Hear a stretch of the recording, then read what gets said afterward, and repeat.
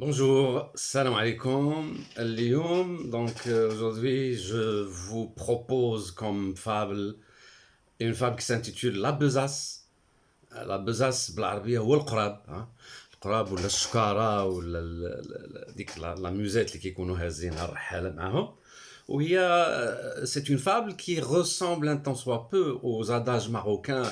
كل زبيبة فيها عود ولا الجمل ما كيشوفش حدبته كيشوف حدبت جارو.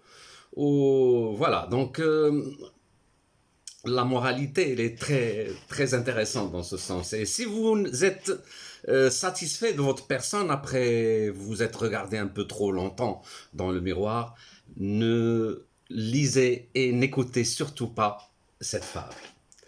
La besace. Jupiter dit un jour que tout ce qui respire s'en vienne comparaître au pied de ma grandeur. Si dans son composé quelqu'un trouve à redire, il peut le déclarer sans peur.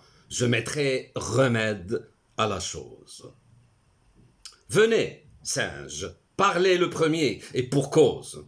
Voyez ces animaux, faites comparaison de leur beauté avec les vôtres. Êtes-vous satisfait? Moi, dit-il, pourquoi non? N'ai-je pas 4 pieds aussi bien que les autres? Mon portrait jusqu'ici ne m'a rien reproché. Mais pour mon frère l'ours, lui, on ne l'a qu'ébauché. Jamais, s'il me veut croire, il ne se fera plaindre. L'ours, venant là-dessus, on crut qu'il s'allait plaindre. Tant s'en faut. De sa forme, il se loua très fort. Glosa sur l'éléphant, dit qu'on pourrait encore ajouter à sa queue, ôter à ses oreilles, que c'était une masse informe et sans beauté.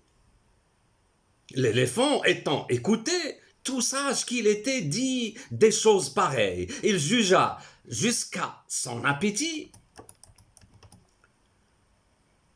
Dame Baleine était trop grosse. Dame Fourmi trouva le Siran trop petit, se croyant pour elle un colosse, Jupin les renvoyant, s'étant censurés tous. Du reste, comptons d'eux, même parmi les plus forts, notre espèce. Excella, car tout ce que nous sommes, lynx envers nos pareils et top envers nous, nous nous pardonnons tout et rien aux autres hommes. On se voit d'un autre œil qu'on ne voit son prochain. Le fabricateur souverain ne créa besaciers, tous de même manière, tant ceux du passé que du temps d'aujourd'hui. Il fit pour nous défaut la poche de derrière et celle de devant pour les défauts d'autrui. Fin de la fable. Apparemment, donc, cette fable a été inspirée à La Fontaine par l'apologue d'Averius, la Guenon et Jupiter, cité dans Névelé, ou de la besace de Phèdre, Sacy.